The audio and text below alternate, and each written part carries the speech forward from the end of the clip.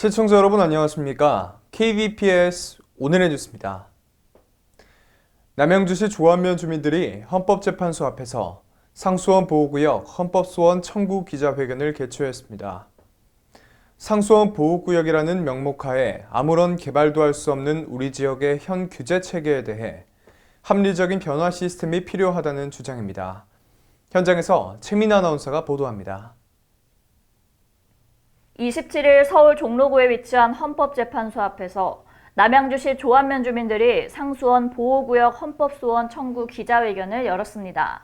조안면 주민들은 국민의 기본권 되찾기에 본격 나선 것입니다.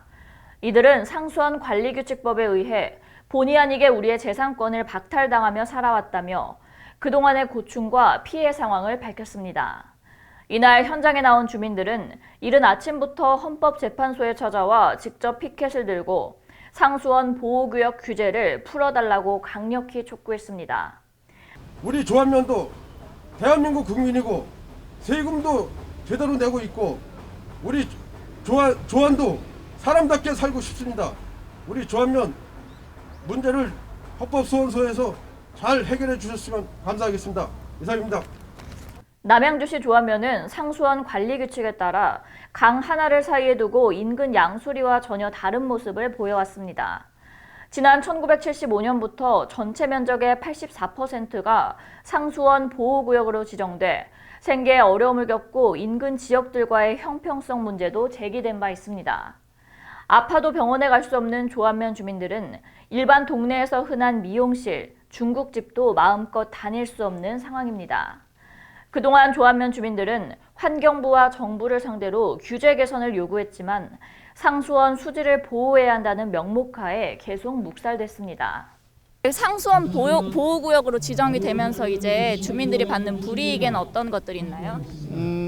불이익의 종류는 셀 수 없을 정도로 많습니다.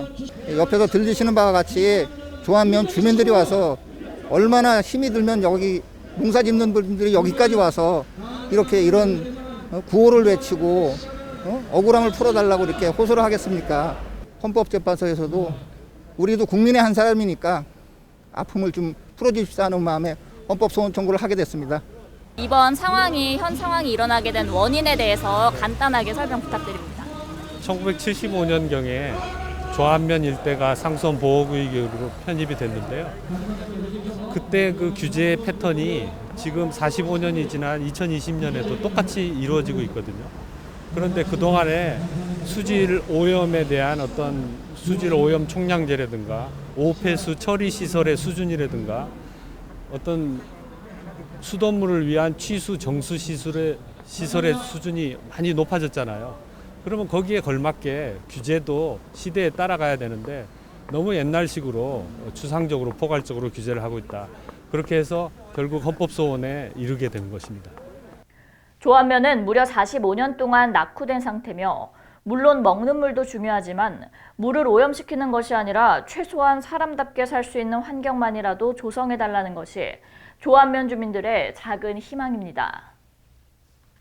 네, 상수원 보호구역 헌법소원 청구 기자회견을 통해 남양주 조안면 주민들의 염원이 헌법재판소를 움직일 수 있을지 귀추가 주목됩니다. KBPS 최민아입니다.